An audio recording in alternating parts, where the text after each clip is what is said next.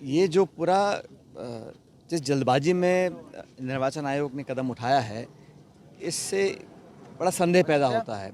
और एक विपक्ष की पार्टियों का दल उनसे मिला, अपने सवाल पूछे, लेकिन कोई संतोषजनक जवाब मिला नहीं।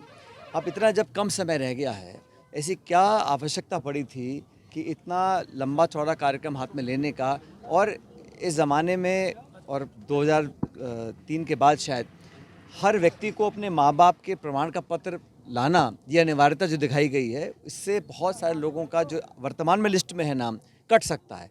और लोकतंत्र की ये खूबी है कि हर एक व्यक्ति के एक एक वोट की कीमत होती है।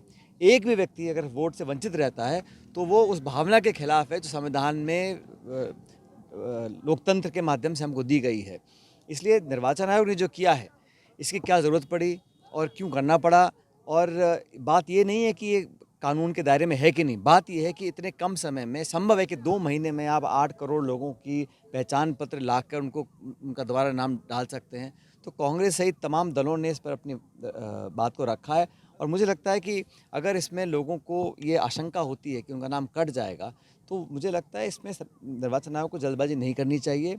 दूसरी बात, एक ऐसी प्रणाली आए जो पारदर्शी हो। अगर किसी का नाम कट रहा है, उसको पता पड़े कि भाई मेरा नाम कट रहा है, मुझे क्या सुधार करके अपना नाम वापस डलवाना है।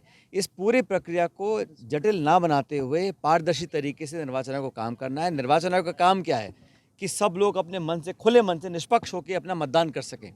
अब आप उनके मन में भय पैदा कर दो कि हमारा वोट कटेगा और फिर ये कन्फ्यूजन पैदा हो जाए, ये सही नहीं है। तो बिहार और बिहारी को क्यों चुना भाई? जब चुनाव वहाँ पे 6 महीने 5 महीने बाद चुनाव है, तो किसी और राज्य में शुरुआत को कर सकते थे। लेकिन कहीं ना कहीं उनकी मंशा पर संदेह उठ रहा है। और क्योंकि वो एक ऐसी संस्था है जो संवैधानिक संस्था है, तो उनको अपना पक्ष रखना चाहिए ताकि लोगों के मन में 1% भी कोई संकोच या संदेह पैदा ना हो कि हमारा नाम कटेगा या हमको प्रक्रिया से दूर रखा जाएगा। इस प्रकार का माहौल ना बने, ये जिम्मेदारी निर्वाचन आयोग की है। राहुल गांधी जी भी लगातार लीक को लेकर काफी बवाल हो रहा है। हनुमान बेनीवाल के आवाज खुलवाने को भी बात इस हो रही सरकार की अब क्या बखत रह गई है?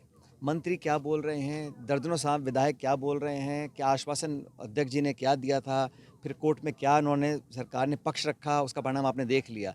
तो सरकार ने 1.5 साल तक लगातार इसको खींचते हुए रखा, कोई निर्णय लिया नहीं और आपस में भी तालमेल सरकार नहीं बना पाई। उसका परिणाम ये हुआ कि जो बहुत से लोग चाहते थे वो पूरा नहीं कर पाए। और उन लोगों का क्या हुआ जिन्होंने दावे किए थे कि हम इसको करवा के रहेंगे।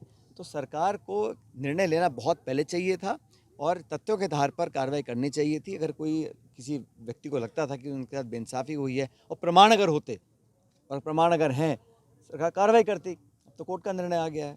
लेकिन सर, जिस तरीके से हनुमान बेनीवाल के साथ हुआ, जो बिजली का कनेक्शन काट दिया गया, अब सरकारी आवाज़ खाली करने के लिए कहा गया है, इस तरीके देखते हैं पॉलिटिक्स को। ये देश में और प्रदेश में ये बात सच है कि भारतीय जनता पार्टी ने हमेशा जब सत्ता में आते हैं तो नियम कायदों को ताक पे रखकर मनमानी तरीके से विपक्ष की आवाज़ को दबाने का काम करते हैं। और विपक्ष में जो प्रमुख दल कांग्रेस है, तमाम नेताओं को हमेशा टारगेट किया है। अभी 2 दिन पहले दोबारा सोनिया गांधी जी को, राहुल गांधी जी का नाम खींचा गया उस केस के अंदर। उस केस में कुछ है ही नहीं। जानबूझ के उसको पब्लिक में छवि खराब करने के लिए कभी ईडी का, कभी सीबीआई का, कभी इनकम टैक्स का उपयोग बीजेपी करती है। और जो उनको छोड़ के अब भाजपा में के साथ आ जाता है, वो बिल्कुल फिर पाक साफ हो जाता है। तो एजेंसी जब तक है, जब तक आप विरोध में हैं, आप वैचारिक विरोध करोगे तो आपको तंग करेंगे, पुलिस भी आएगी, छापे डलेंगे, रेड भी डलेगी। आप उनके पक्ष में आ जाओगे तो सब साफ हो जाता है, सब मामला इधर उधर हो जाता है। तो ये प्रक्रिया, ये कार्रवाई भाजपा करती है, ये दिल्ली भी करती है, जयपुर